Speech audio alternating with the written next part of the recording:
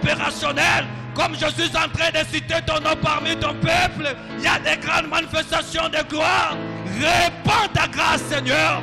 Répands ta grâce dans ce lieu. Répands ta grâce sur ton peuple. Laisse-nous recevoir au centuple ce matin. Tu as dit, vous élèverez le Fils de l'homme, alors vous connaîtrez de qui il est. Seigneur, ce matin nous avons connu que tu es le seul Dieu véritable. Ce matin nous avons connu que tu es la résurrection et la vie. Ce matin nous avons connu que tu es la puissance du salut. Ce matin nous avons connu que c'est toi le créateur de toutes choses. Ce matin nous avons connu que c'est toi l'initiateur de toute vie. Ce matin nous avons connu que c'est toi le maître suprême. Reçois la gloire. Nous acclamons très fort pour l'honneur de notre Dieu. Oui, il est digne d'être célébré. Je disais, on acclame pour notre Seigneur. On acclame pour notre Dieu. Il s'appelle Jésus. Il s'appelle Jésus. Je suis fier de citer ce nom. Je suis fier de citer ce nom. Ça, c'est un nom de guérison. Ça, c'est un nom de miracle. Ça, c'est un nom de grande manifestation. Si tu acclames pour ce nom, laisse que les difficultés quittent ta vie ce matin. Si tu acclames pour ce nom, laisse que tes problèmes deviennent solutions. J'ai dit, si tu acclames pour ce nom, même si tu es malade, moi je t'assure que tu es guéri ce matin. Je t'assure que tu es guéri ce matin. Ça, c'est un nom puissant. Le seul nom qui nous a été donné pour le salut de quiconque croit. Comme tu crois ce matin, ce nom t'a été donné pour ton salut. Recevez ton salut ce matin. Entre dans ton salut ce matin. Entre dans ton salut ce matin. Jésus est parmi nous ce matin. Moi je l'ai vu ce matin en entrant dans ce lieu. Jésus est là. Jésus est là. Acclame comme tu le vois. Acclame comme quelqu'un qui voit Jésus devant lui. Ton Dieu est là devant toi. Il mérite la gloire. Notre Dieu mérite la gloire. Oui, avant de se rasseoir, prenons le livre de 1 Samuel. Chapitre 3, verset 1 à 3. Chapitre 3, verset 1 à 3. Le livre de 1 Samuel. Chapitre 3, verset 1 à 3.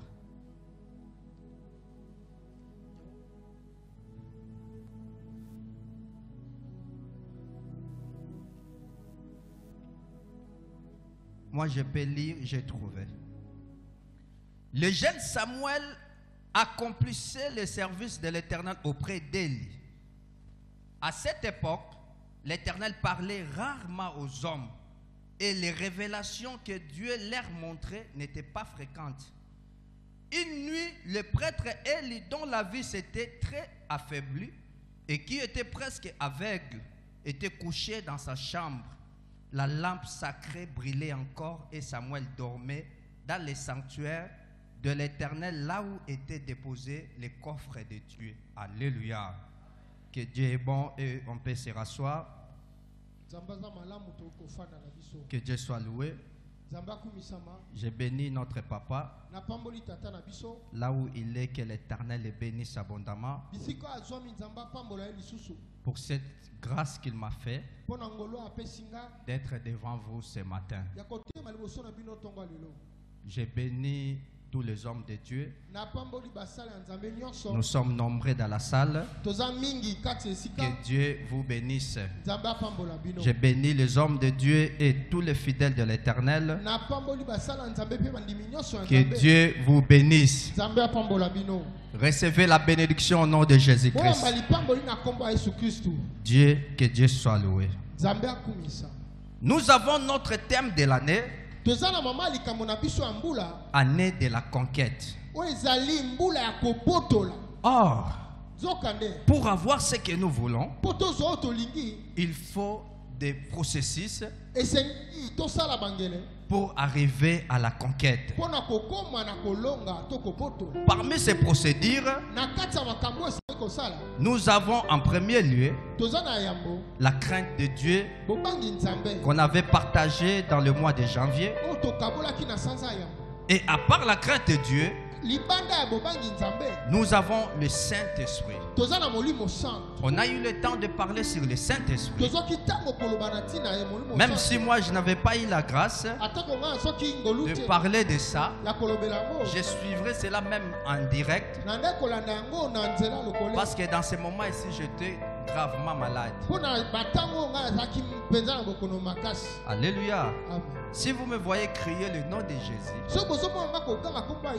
moi je ne suis pas seulement guéri, mais j'ai été ressuscité de la mort. Alléluia. Le pasteur avait un peu touché l'histoire, mais il n'était pas entré à fond. Il venait chez moi. Il n'arrivait pas à me regarder comme ça. Vous m'avez vu avec une bonne santé. C'est parce que j'ai récupéré un peu. Même ma femme commençait à me regarder comme ça. Il plairait. Elle plairait plutôt. Elle plairait à chaque fois qu'elle me regardait. Parce qu'elle ne voyait plus la vie en moi. Moi-même, parmi les hommes de Dieu qui venaient chez moi me visiter, je leur disais toujours, j'avais déjà préparé mon chemin. Si Dieu le veut que je parte, je suis prêt. Alléluia. Mais le Dieu là est venu me ressusciter. Alléluia. Vous savez, lorsque le docteur nous rencontre comme ça, il nous parle des maladies chroniques. Il te dit cette maladie, cela est incurable.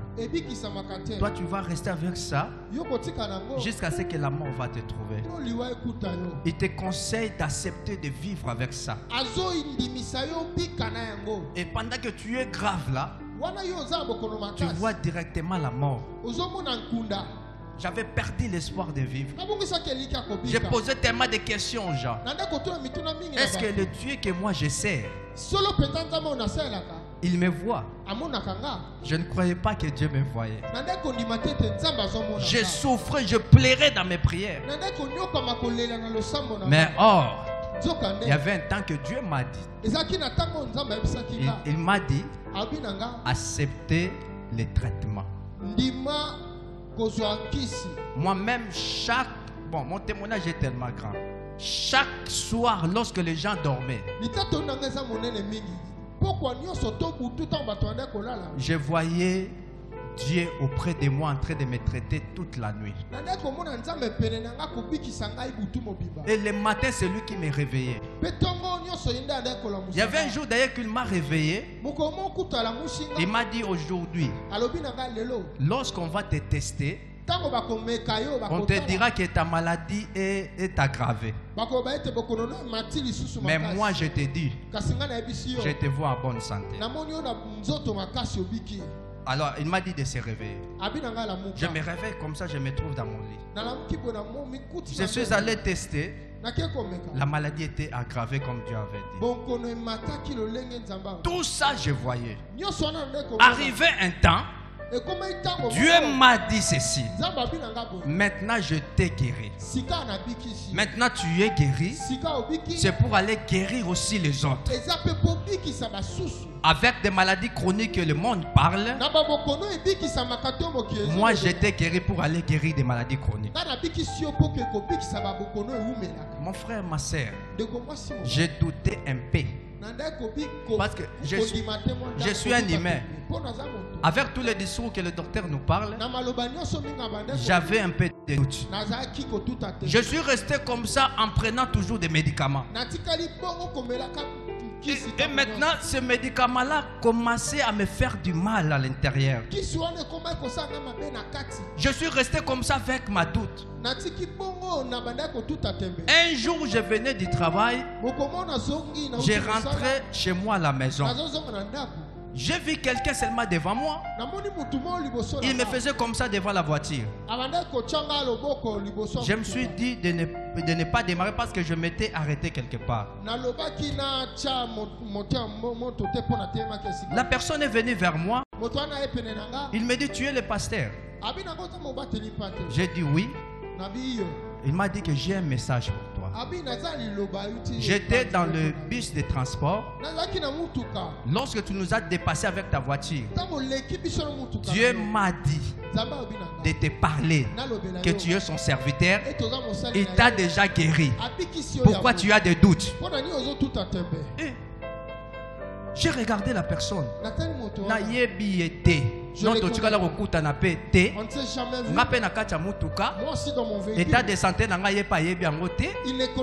mais il confirme que Dieu lui a dit. Je lui ai amené chez moi à la maison. On a eu le temps de prier. Et Dieu s'est confirmé par d'autres prophéties. Depuis ce jour-là, j'ai décidé d'abandonner les médicaments. J'ai décidé d'abandonner les médicaments. Et je passe à tout moment par des contrôles. On me trouve toujours bien. Alléluia. On me trouve toujours bien. Moi-même, je fais des contrôles à la maison. Je me retrouve toujours bien tant que je ne prends pas de médicaments. J'ai toujours dit, mon témoignage, cela est dans le mode de téléchargement. Lorsque les gens seront guéris des maladies chroniques au travers de moi, c'est alors que le monde connaîtra que c'est Dieu qui peut faire ça. Que Dieu soit loué. Que Dieu soit béni. Nous avons choisi un petit thème ce matin. C'est possible que la gloire revienne. Parce que dans ce mois, dans ce troisième mois, nous parlons du retour de l'arche de Dieu. Or, l'arche de Dieu symbolisait la gloire du Seigneur. Alors, moi j'ai choisi ce sous-thème. C'est pour nous dire que c'est possible que la gloire revienne. Que Dieu soit loué. Nous allons prendre la définition de ce mot gloire. Je voudrais enseigner un peu ce matin. Nous allons prendre cette définition. La gloire. Terme hébreu qui veut dire kabod. En grec, on dit dorsa. Fréquemment employé dans des sens assez différents. Le terme hébreu veut exprimer le pesanteur. Cela exprime le pesanteur, quelque chose qui pèse. C'est ainsi que Paul parle quelque part dans 2 Corinthiens. Il parle du poids éternel de gloire. Il dit les afflictions produisent un poids éternel de gloire.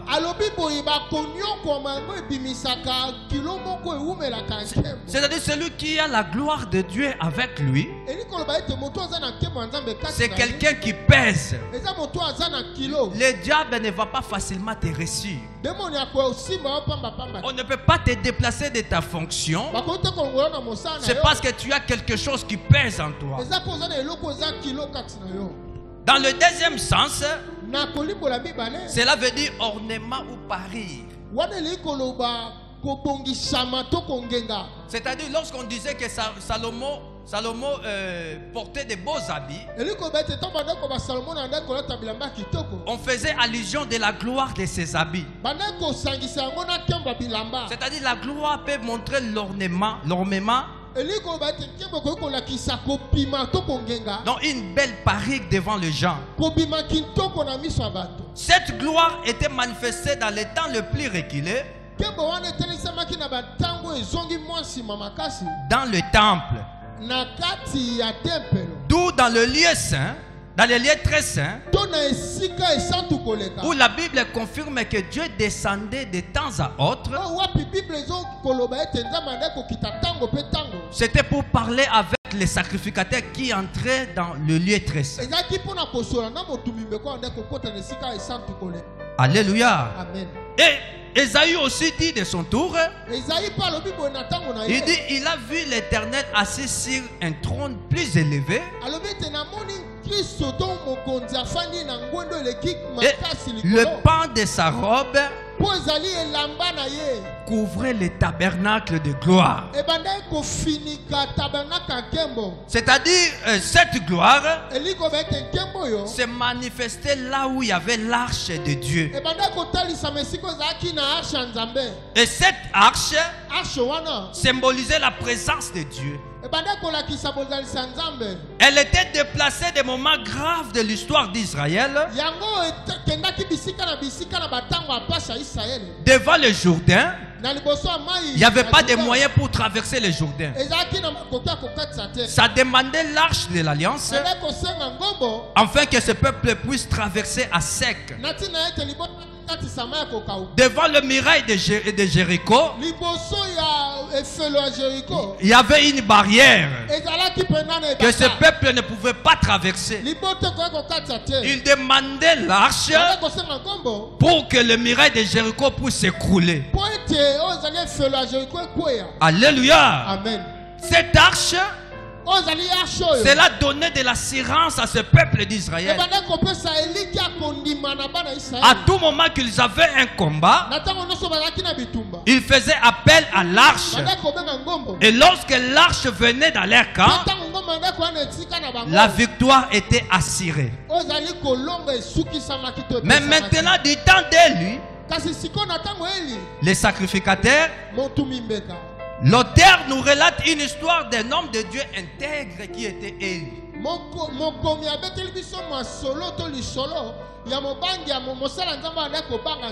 Élie, depuis sa jeunesse, il marchait dans la crainte de Dieu. Il observait toutes les lois de Dieu. Il satisfait Dieu à sa marche. Et comme l'alliance du sacerdoce descendait de sa famille,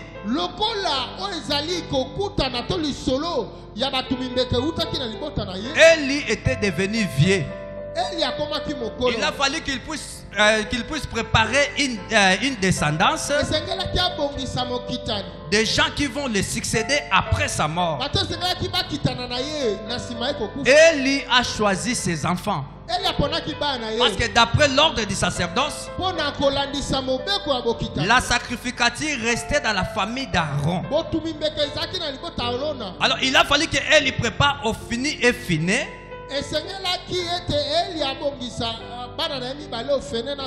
pour qu'il puisse se remplacer après. Mais ces enfants ne marchaient pas conformément comme leur père marchait dans le sacerdoce. Ils faisaient négliger l'offrande de Dieu. Lorsque les gens venaient adorer, et ils étaient là pour mépriser l'offrande. Ils faisaient l'œuvre de Dieu avec négligence. Or, ils ne savaient pas qu'il est écrit: maudit quiconque qui fait l'œuvre de Dieu avec négligence. Ces enfants restaient là sous la malédiction, mais dans le sacerdoce. Au moment des offrandes, Dieu exauce même les anciennes prières. Alléluia. Amen. Vous savez, tant pis besoin de prier. Ne vous inquiétez de rien, à toute chose, faites connaître à Dieu par vos prières et des supplications, à la fin avec des actions de grâce. Amen. Ces actions de grâce là, pourquoi? Parce que l'offrande fait parler Dieu.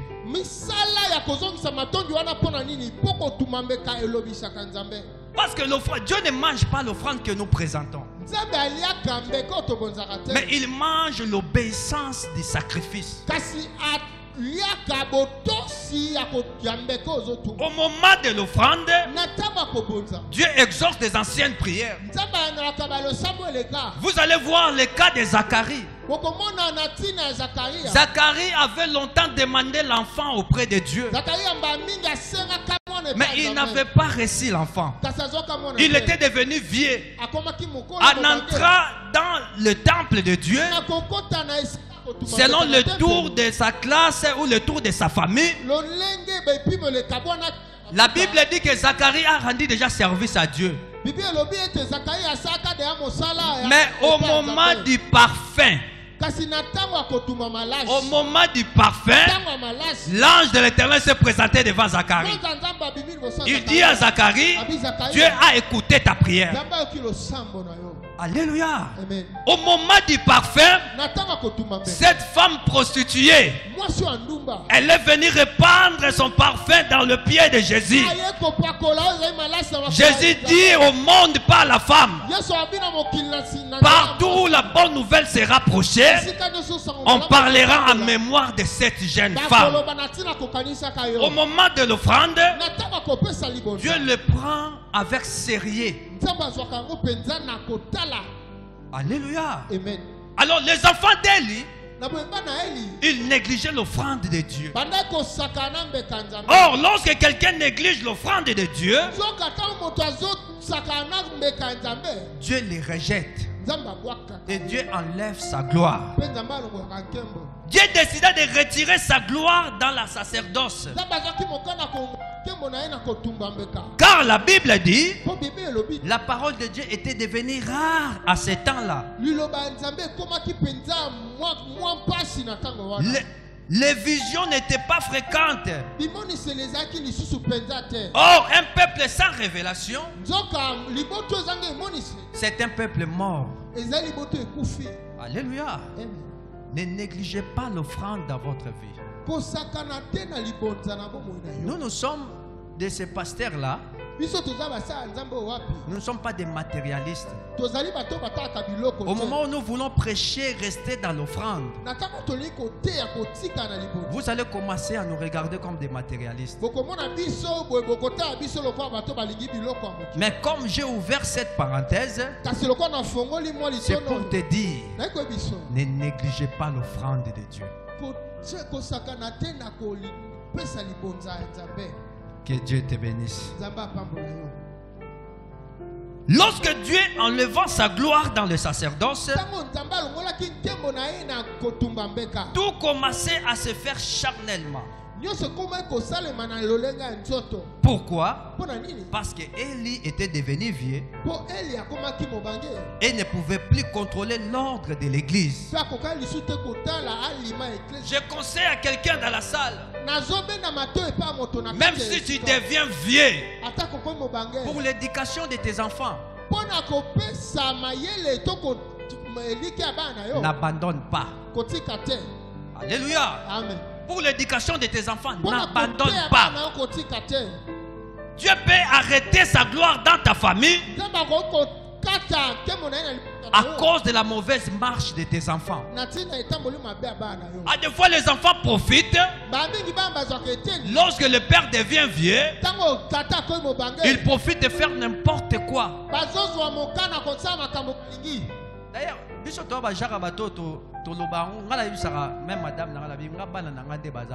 donc nous sommes de ceux qui disent, moi je dis à ma femme, dès que mes enfants sont là, ils serviront Dieu par force. Si tu refuses, je te mourrai, tu vas mourir. Que Dieu soit loué. Donc ils vont servir Dieu toute leur vie. Parce que moi je les ai reçus au moyen d'une alliance. Et cette alliance-là, moi aussi, j'ai trouvé ça auprès de mon père. Je le fais aussi avec Dieu. Et aussi, ils le feront avec Dieu. Alors, même si on devient vieux, il ne faut pas négliger l'ordre dans l'église.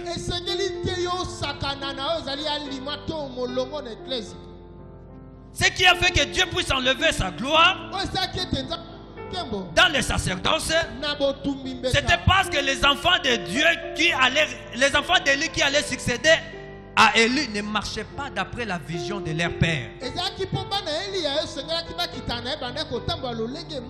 Aujourd'hui, moi je connais des églises où Dieu ne se manifeste plus.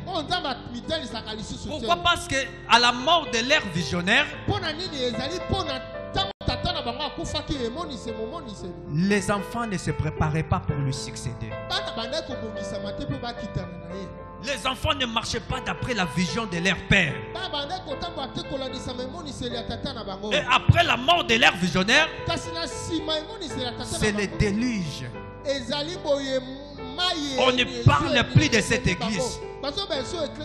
Et Dieu retire sa gloire. Dieu avait retiré sa gloire dans les sacerdoces.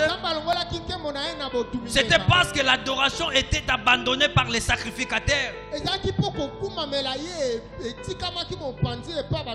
Les sacrificateurs étaient obligés de faire régner l'ordre du culte.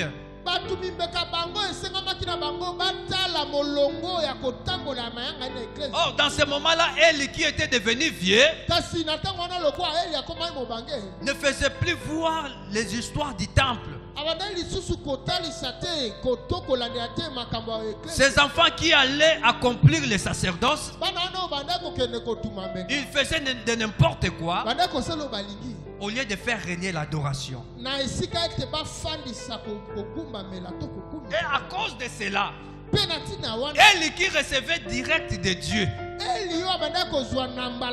il recevait direct de Dieu le message pour les sacerdoces. Il ne pouvait plus recevoir de Dieu parce que dans ce moment-là, les visions n'étaient plus fréquentes. La parole de Dieu était devenue rare. Dieu accepta de parler à un enfant, Samuel, qui ne connaissait pas sa voix, au lieu de parler à Élie qui était son sacrificateur. Alléluia. Lorsque la gloire n'est plus, Dieu peut parler même à une ânesse. Vous allez voir un prophète comme Balaam. Balaam marchait pour aller en mission,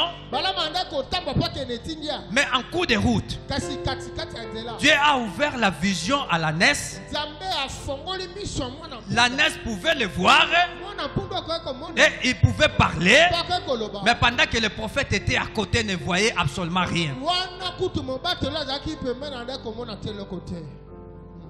Lorsque la gloire n'est plus, Dieu ne parle plus direct à l'homme.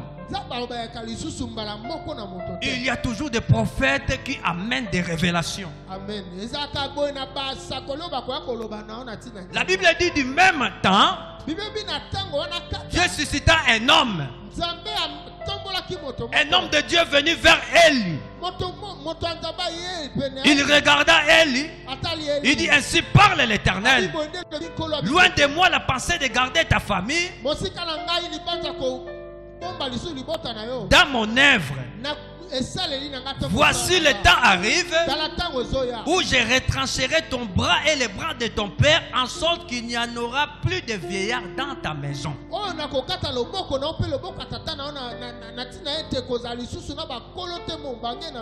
C'est-à-dire à cause de la mauvaise habitude des enfants d'Élie,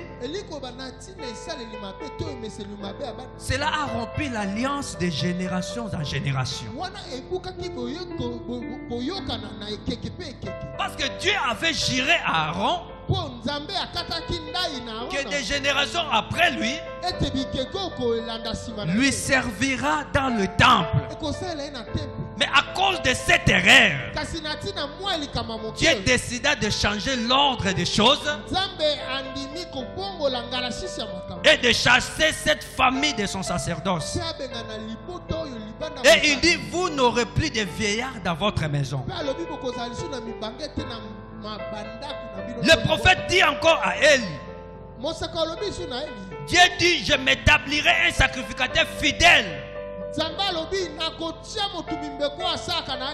qui agira selon mon cœur et mon âme.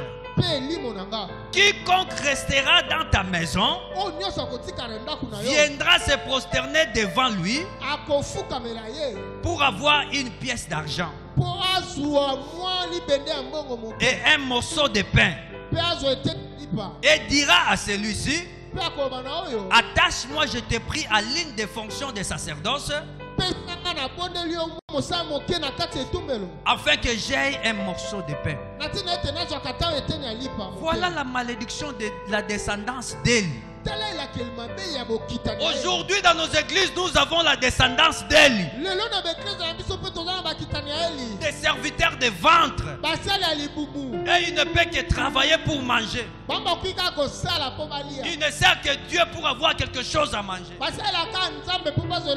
Des mendiants dans les sacerdoces. Ils sont là auprès de ceux qui servent Dieu du vrai. Pour les dire, attachez-moi à la ligne de fonction de l'église. Afin que je puisse avoir quelque chose à manger. Ces gens-là sont prêts même à empoisonner les autres. Ils ont la sémence d'Élie. Ils sont maudits par l'Éternel. Alléluia. Amen. Ces gens-là ne portent plus la gloire de Dieu en eux. Ils regardent sur des choses visibles. Ils ne regardent pas sur l'héritage céleste qui nous a été préparé. Ils sont nombreux dans nos pays. Ils sont là en train de servir Dieu pour en profiter. Vous allez voir la descendance d'Élie. Ils sont très terribles. Moi j'ai déjà vu ces gens. Je servais Dieu dans une église quelconque. On était à peu près 45 pasteurs. Dans les 45 pasteurs, j'étais parmi les 5 prédicateurs de la communauté. Cela me permettait de faire un peu de voyage là où il y avait nos églises. Mais moi qui étais parmi les 5 prédicateurs de la communauté, j'étais le plus jeune de tous les hommes de Dieu. Je conduisais un grand groupe de serviteurs de Dieu. Des papas et des papas. J'avais eu la chance d'être avec le pasteur qui avait chanté Sokimo Pepe Mabe, l'auteur-compositeur de cette chanson. Il était parmi les pasteurs que je dirigeais dans cette communauté. Un jour, on me donna l'argent pour aller faire l'évangélisation. C'était 200 000 francs comme ça. Et je suis allé auprès de ces papas-là. Je lui ai dit, Pasteur Kamba, on m'a donné 200 000 pour l'évangélisation, nous allons sortir pour aller évangéliser.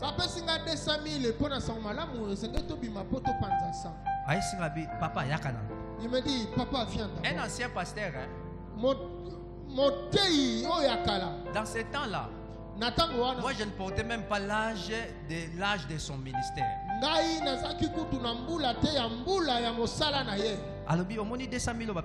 Il me dit, tu vois les 200 000 qu'on nous a donné. 470 000. Rétranche 70 000. Mets dans la poche. Quand nous serons dans le groupe avec les autres, montre-leur 130 000. Comme ça, c'est aussi l'évangélisation. C'est ça que nous allons partager. Comme ça, quand nous finirons l'évangélisation, nous irons en aparté et nous allons partager notre part. Je lui ai regardé. Nathalie. Dans mon cœur, je commençais à dire, ce papa a beaucoup d'années dans le ministère. Il me conseille de voler Dieu. C'est pour cela qu'il ne progresse pas. Alors ce papa veut que moi aussi je ne puisse pas progresser comme lui. Je lui ai dit clairement, papa, niet, on ne peut pas faire ça. J'ai partagé 140 000. De 60 000 restants, j'ai gardé ça. Il était la première personne à aller maquiser chez le pasteur titulaire.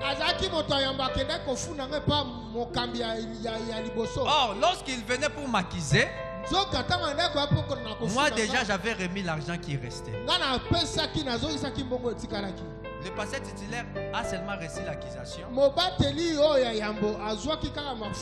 Et après, il m'appela. Il me dit, regarde notre papa. Il est venu t'accuser en pensant que moi je te traitais de voler alors que tu as remis l'argent. Ce sont là la descendance d'Élie. Ils sont là pour le ventre. Ils sont prêts à trahir l'alliance de Dieu. C'est pour avoir de quoi manger. Ils sont prêts à trahir les autres. Ils sont prêts à tuer les autres. Aujourd'hui, nous avons l'empoisonnement dans l'église. Cela vient d'où? C'est parce que nous avons des serviteurs maudits par l'Éternel. À quoi la gloire de Dieu ne plie avec eux? Que Dieu te bénisse. Or, lorsque la gloire de Dieu ne plie, ce qui remplace la gloire,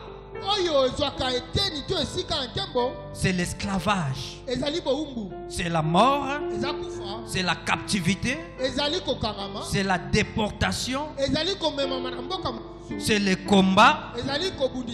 Alléluia. Amen. Lorsque tu n'auras plus la gloire de Dieu, voilà des choses que tu verras.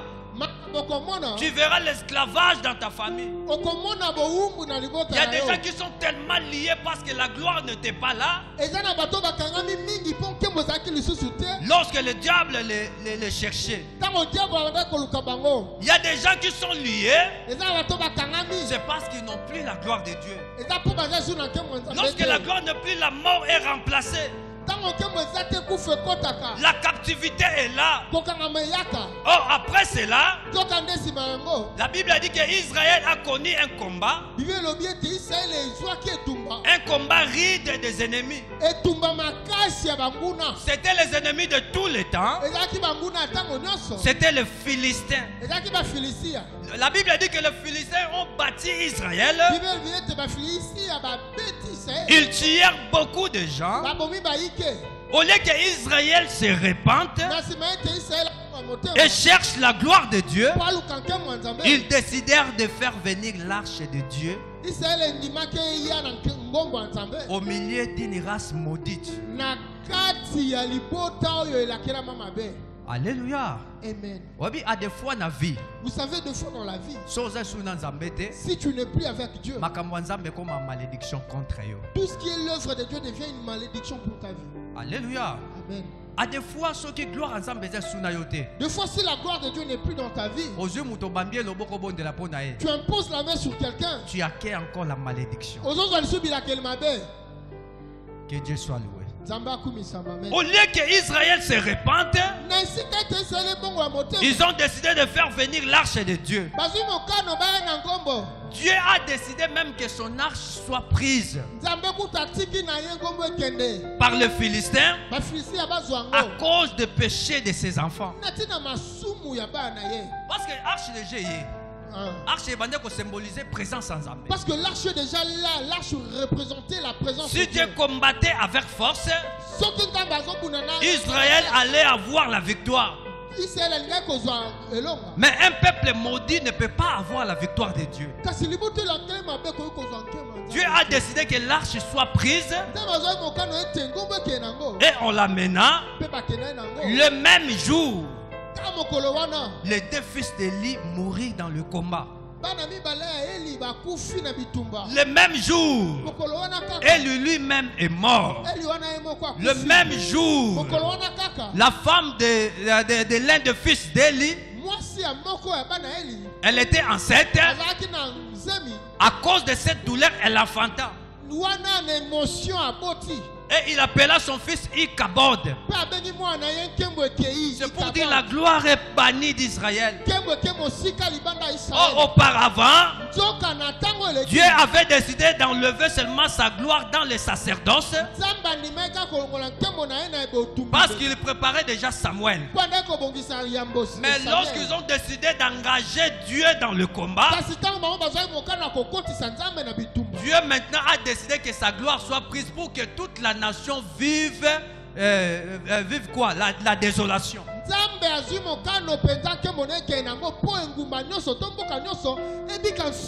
À cause du mauvais comportement de la descendance d'Élie, tout le pays peut être sacrifié. Alléluia. Aujourd'hui, nous parlons de nos grands pasteurs. Nous les appelons des grands pasteurs. Mais en regardant ces grands pasteurs, ils ne sont plus dans la présence de Dieu. Ils n'ont plus la gloire de Dieu en eux. Ils sont restés avec des renoms. Ils sont loin de Dieu. Et au moment où nous allons accepter de les engager dans les affaires du pays, sache que Dieu va détruire même notre pays. Aujourd'hui, nous vivons la malédiction dans notre pays. L'ennemi qui nous attaque du matin au soir. Nous sommes tués à tout moment à l'est. C'est parce que nous n'avons pas de vrais serviteurs de Dieu. C'est parce que ceux qui nous représentent dans ce pays, ils n'ont plus la gloire du Seigneur en eux. Dieu ne les connaît plus. Ils sont là en train de prier. Leur prière se transforme en la malédiction. Alléluia. Ça c'est maintenant le temps où toi et moi qui avons la gloire de Dieu, nous devons se lever pour ce pays. Ça c'est maintenant le temps où Dieu avait réservé un Samuel. J'ai dit à quelqu'un ce matin, tu es le Samuel que Dieu avait réservé. Au moment où les visions est devenue rare, au moment où la parole de Dieu n'était plus dans le pays, dans ce moment-là, la lampe de Dieu n'était pas encore éteinte. Et Samuel dormait tout près des lampes de Dieu. Or, lampe de Dieu était mis en face du lieu très saint. C'est que Samuel était vis-à-vis du lieu très saint. Il voyait l'arche de Dieu. Alors je parle à un Samuel ce matin. Sache qu'en toi, Dieu va détruire un sacerdoce pour te lever à la place de ce sacerdoce. Alléluia. Dieu a détruit la famille d'Élie, mais il releva le prophète Samuel. Que Dieu soit loué. Que Dieu te bénisse. Cette femme cria Ichabod. La gloire est bannie du pays. À partir de là, Israël était devenu esclave des Philistins. Les Philistins opprimèrent Israël de temps en temps, car l'arche de Dieu était dans le camp de Philistins. Tout lieu où l'arche sera, ce peuple-là devient puissant. Alléluia. Amen. Israël ont été opprimés par les Philistins tout le temps où l'arche était en Philistie. Que Dieu soit loué. À ce moment-là, Israël pleurait. Mais leurs ennemis, les Philistins, étaient dans la joie. Oh, les Philistins ne savaient pas que cette gloire, lorsqu'on en a, ça demande des procédures. Il faut l'adorer. Alléluia. Ils ont pris l'arche de Dieu. Ils le cacha dans leur temple de leur dieu Dagon. La Bible a dit à ce moment-là, ils reviennent le matin. Ils ont vu Dagon en train d'adorer l'arche de Dieu. Ils se sont dit peut-être qui a bougé Dagon après une position. Peut-être quelqu'un est venu et a bougé Dagon et Dagon est tombé dans cette position. On va soulever, relever Dagon. Le lendemain encore, ils sont venus voir Dagon en train d'adorer l'arche de Dieu. Ils se sont dit non. Peut-être nous allons rester ici et surveiller, voir qui entre ici pour accroupir Dagon. Et l'autre jour, ils sont venus voir maintenant Dagon entrecoupés. Donc l'arche de Dieu est bendé matoi. L'arche de Dieu l'a tiré les oreilles. Alléluia. Amen. Pour dire il n'y a qu'un seul Dieu adorable. Que Dieu soit béni. Amen. Et pendant que l'arche était en Philistie, comme il n'y avait pas la présence d'adoration, à ce moment-là, l'arche commençait à frapper tout Philistie. La Bible dit qu'ils étaient frappés d'hémorroïdes. Ils ont décidé d'aller de faire déplacer l'arche de Dieu. Mais tout lieu où est déplacé l'arche de Dieu, il y avait toujours des pleurs lorsqu'il n'y avait pas l'adoration pour cette arche. Lorsqu'ils ont décidé d'adorer l'arche de Dieu qui représentait la présence de Dieu, ils ont offert des offrandes. À ce moment-là, ils ont déplacé l'arche de Dieu vers la maison de quelqu'un. En allant dans la maison là, c'était déjà des villes de Philistins où Israël avait récupéré. L'arche est allée chez Obed-Edom. Obed-Edom était philistin. Il n'était pas israélite. Mais l'arche de Dieu dans sa maison, comme il y avait déjà la présence de l'offrande, l'arche de Dieu a béni Obed-Edom. Alléluia. Amen. La gloire de Dieu en toi. Lorsque tu vas rester dans l'adoration, tu verras qu'il y a la bénédiction dans ta vie. Et cette gloire va rester longtemps en toi. Que Dieu soit loué. Pour que la gloire revienne du pays, il faut premièrement se repentir et se convertir. C'est simple. Nous parlons de la gloire de Dieu ici. Mais toi tu es dans n'importe quoi. Tu fais n'importe quoi. Mais tu désires avoir la gloire de Dieu en toi. Nous avons dit la gloire de Dieu c'est quelque chose qui pèse en toi. Lorsque quelqu'un a la gloire, il pèse.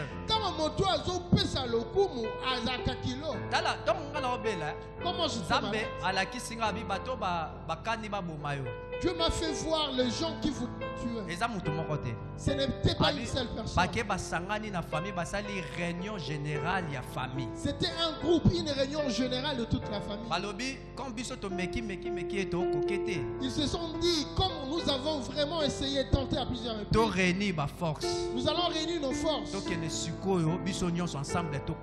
Nous irons à Légion pour combattre. Et la personne à qui ils ont demandé la permission dans ma propre famille, ma sœur à qui je lui prends en charge,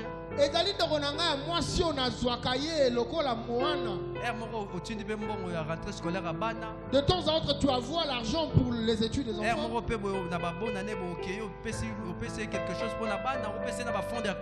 Deux fois à la fin de l'année tu viens, tu donnes le présent, tu donnes les vivres pour les enfants, même le fonds de commerce. Mais c'est elle qui a décidé que je parte. Mais ils n'ont pas pu me transporter. C'est parce que j'avais quelque chose qui pèse en moi. Lorsque tu as la gloire de Dieu en toi, personne ne peut te transporter facilement. Même s'ils viennent nombreux, même s'ils se rassemblent, ils ne te feront rien. C'est parce que la gloire de Dieu est avec toi. Tu dois désirer le retour de la gloire de Dieu. Pour que la gloire de Dieu revienne, il faut se repentir et se convertir. Deuxièmement, il faut immoler la Pâque. Alléluia. Amen. Nous sommes dans le mois de Pâques. D'ailleurs, bientôt là, on va commencer un séminaire de Pâques.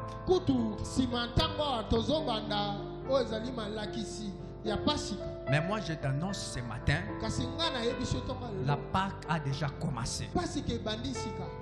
Alléluia. Amen. J'avais parlé avec le pasteur. Il m'a dit la Pâque a déjà commencé. Troisième point, il faut présenter l'offrande sur l'autel pour que la gloire revienne. On va prendre le premier point rapidement. Le premier point rapidement. L'enseignement peut être un peu long, supportez-moi un peu. Je ne crois pas qu'on va terminer tous ces points. Premier point, c'est repentir et se convertir. C'est repentir. La Bible dit, les temps passèrent plus de 20 ans après. Pendant que l'arche n'était pas revenue du pays, Israël poussa des gémissements vers l'Éternel. Samuel dit à tous les enfants d'Israël, si c'est de tout votre cœur que vous revenez à l'Éternel, ôtez du milieu de vous les dieux étrangers et les Astartés. Dirigez votre cœur vers l'Éternel et servez-lui seul. Il vous délivrera de la main des Philistins. Et Samuel invoqua l'Éternel Dieu. Il offrit un sacrifice pour leurs péchés. Un agneau. Et l'Éternel l'exauça. Alléluia. Samuel offrit un sacrifice. Un agneau d'un an. Et l'Éternel exauça leurs prières. À ce moment-là, lorsque les Philistins, comme d'habitude, ils venaient opprimer Israël, ils approchaient pour combattre Israël. L'Éternel fit retentir à ce jour son tonnerre et le mit en déroute. Ils furent bâtis devant Israël. Et Samuel prit une pierre qu'il plaça entre Mispa et Chêne. Et il dit,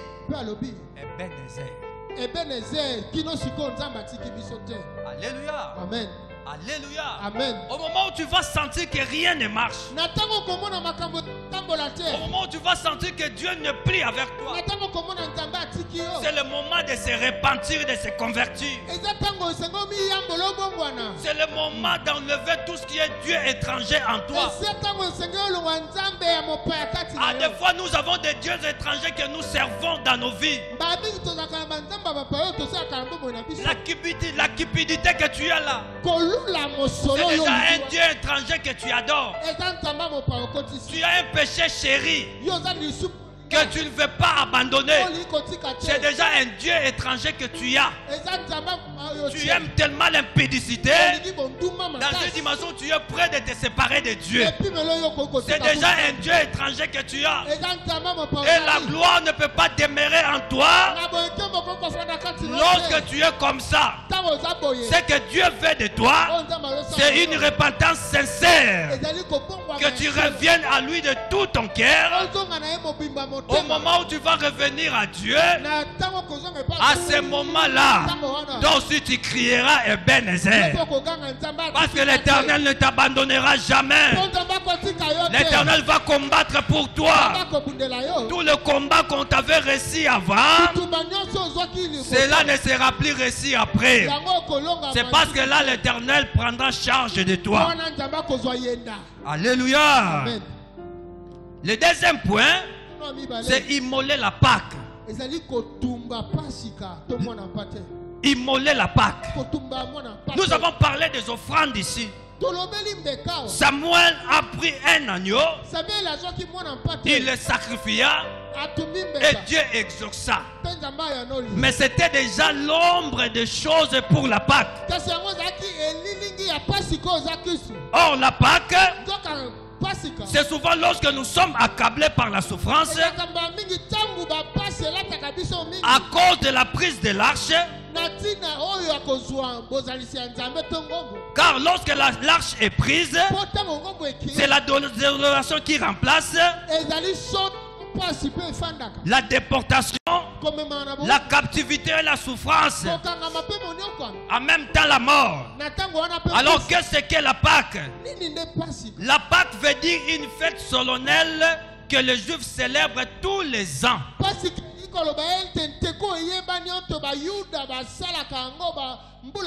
Le 14e jour lunaire,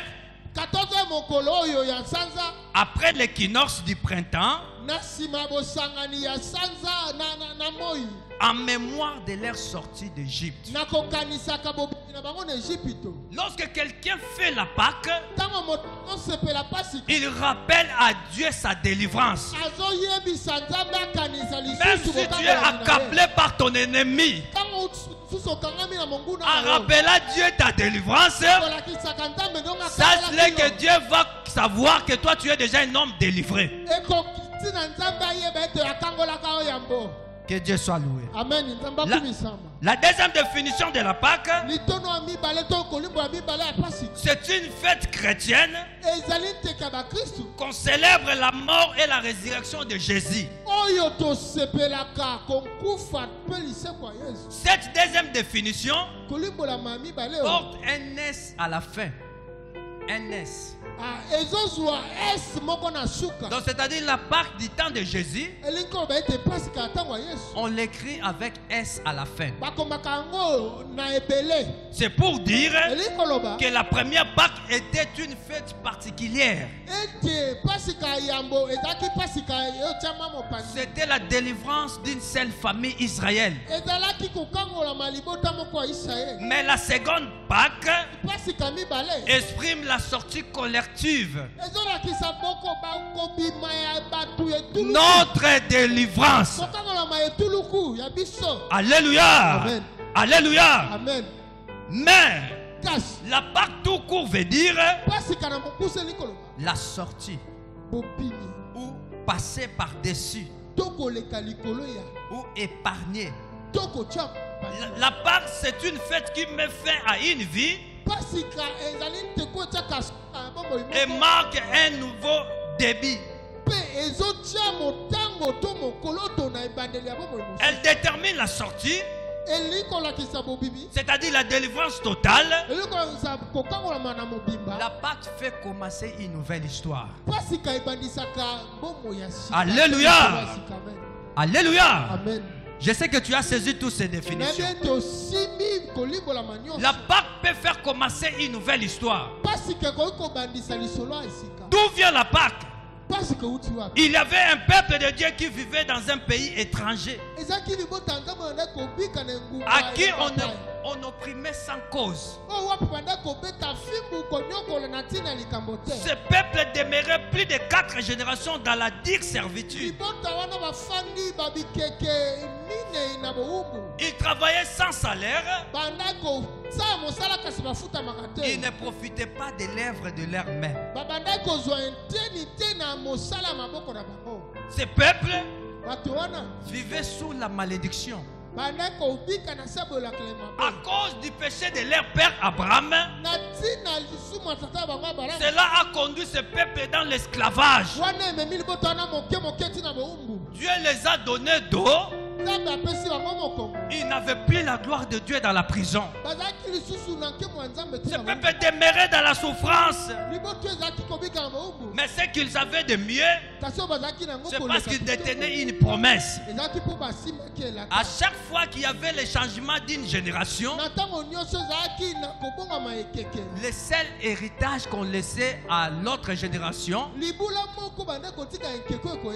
Dieu nous avait promis que nous sortirons de l'esclavage. Le seul héritage qu'on laissait.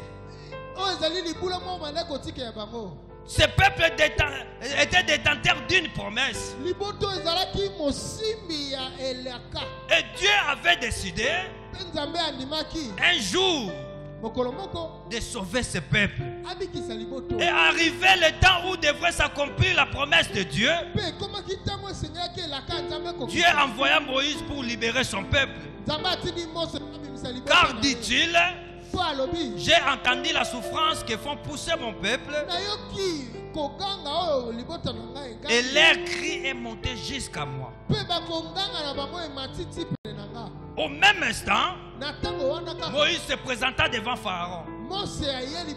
Il dit à Pharaon, l'Éternel a dit, laisse aller mon peuple.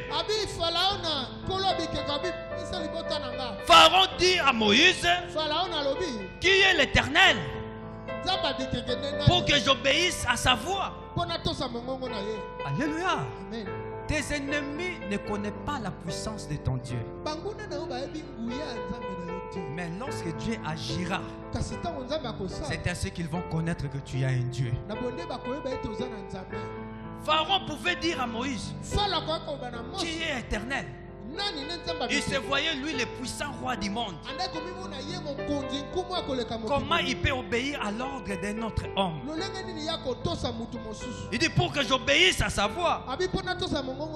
L'Éternel transforma Moïse en un Dieu, et Aaron son prophète, et Dieu transforma tout l'Égypte et Pharaon.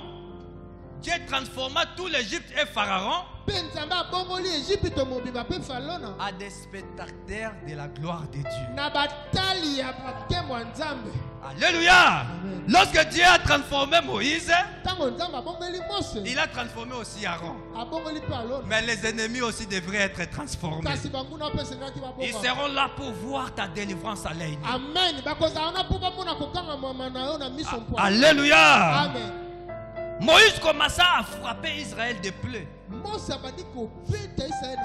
Il transforma l'eau en sang. Lorsque Moïse a transformé l'eau en sang,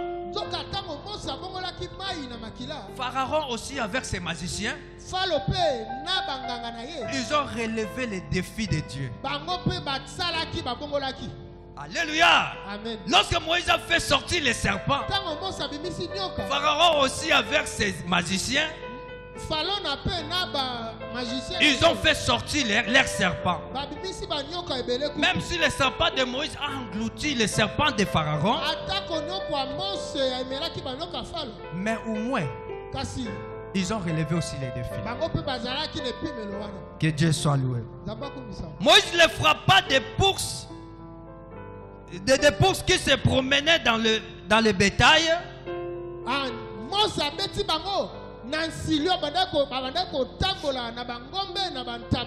Dans leurs habits. Mais Pharaon refusa toujours de laisser ses peuples. Moïse fit sortir des mouches venimeuses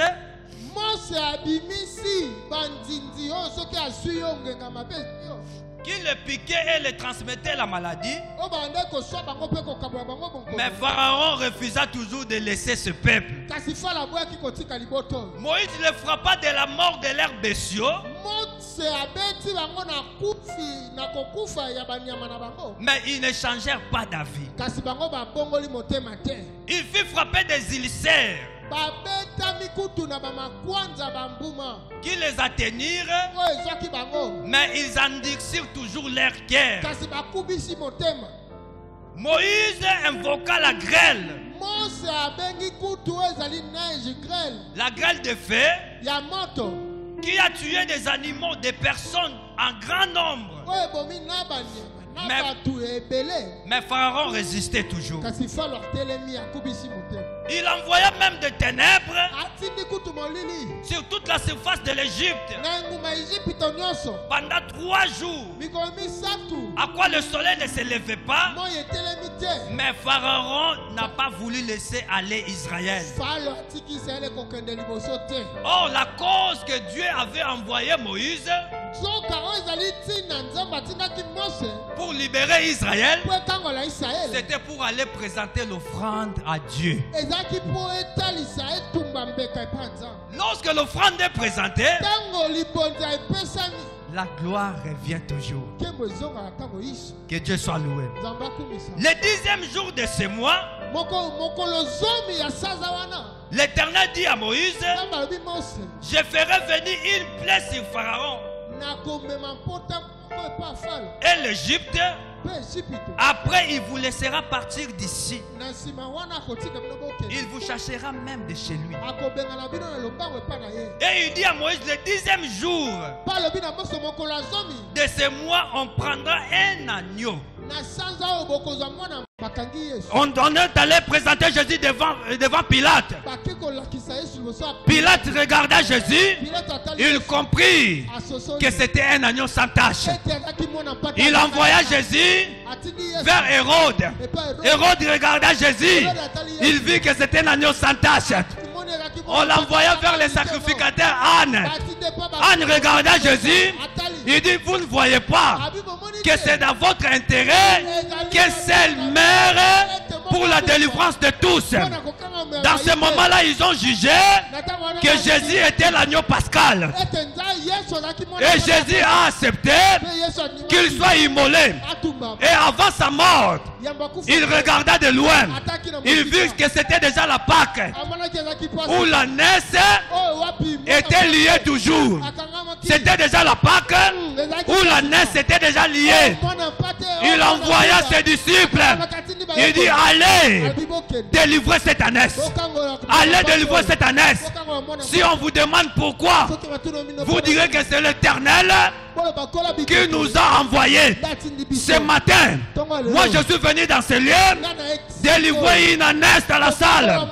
Je suis venu dans ce lieu guérir quelqu'un d'une maladie qui a longtemps duré. Si celui qui t'a envoyé cette maladie-là me demande, dites-lui, ce n'est pas moi. C'est Jésus qui m'a envoyé. Alléluia. Ce matin, je suis venu proclamer la délivrance. Je suis venu proclamer la délivrance de quelqu'un. Si la personne me demande, parce qu'aujourd'hui, c'est déjà la Pâque. Vous savez, dans la Pâque, nous célébrons la mort et la résurrection de Christ. Christ est ressuscité le dimanche. Aujourd'hui c'est dimanche.